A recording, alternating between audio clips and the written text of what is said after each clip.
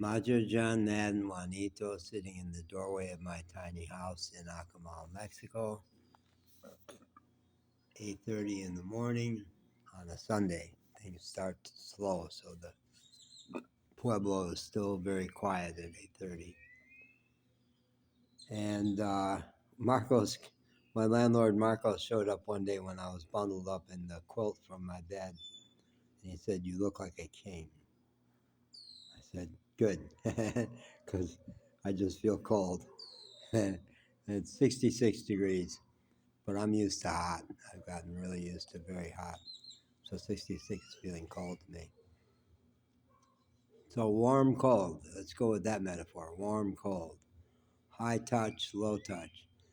Mexicans are real high touch with family and very close friends. Yeah, real high touch.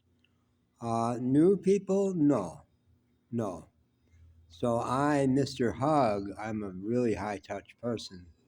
And in Asheville, North Carolina for 16 years, where I never had a lover in 16 years for lots of reasons, uh, I was Mr. Hug. People would wait in my grocery line to get a really good, solid hug.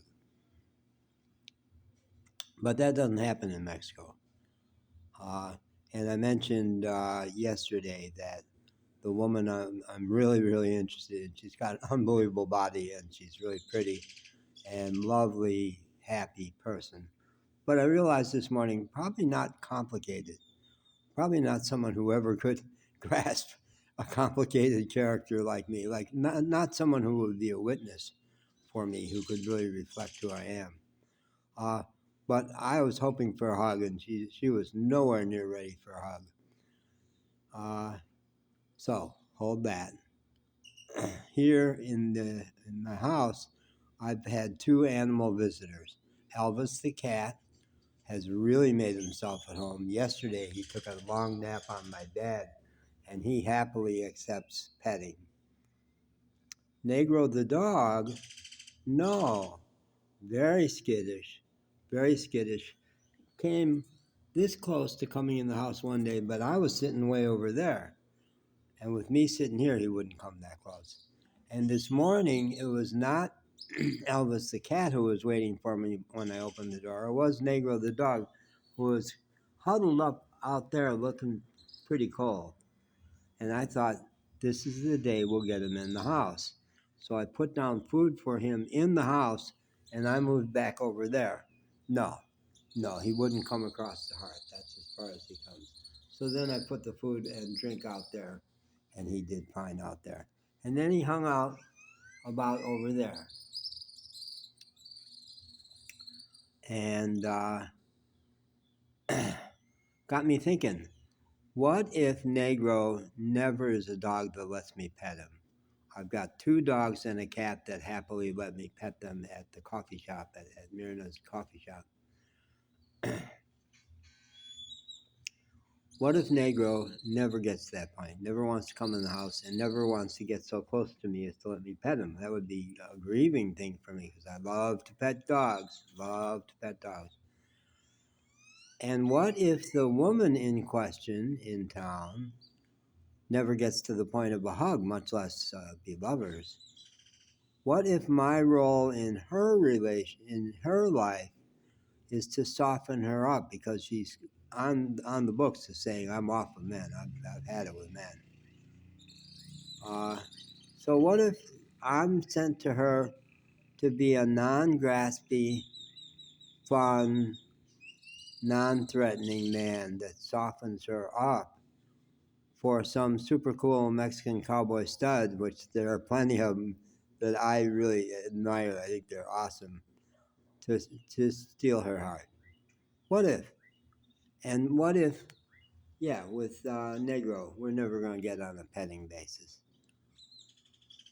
The platinum rule is you give people love in the way that they experience love, not what love would look like to you, but what love would look like to them. And I am high touch and touch starved at this point. And life will bring me that. certainly there's been more of it in the last year. There's definite signs that it's coming. Life will take care of that. I don't have to worry about that. I don't have to grasp. I don't have to assume that because it's easy for me to have fantasies of me and that young woman, that something's meant to happen between us. It may not. Or the thing that is happening between us, definitely is happening between us, is quite different than that.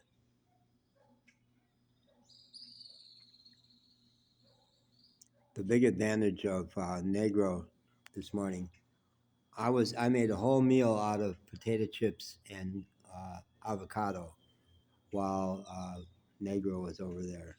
And I had a very odd thing happen last night. I almost never get scared. Almost never get scared. But there's got to be, money is an issue and aging is an issue. Things are an issue.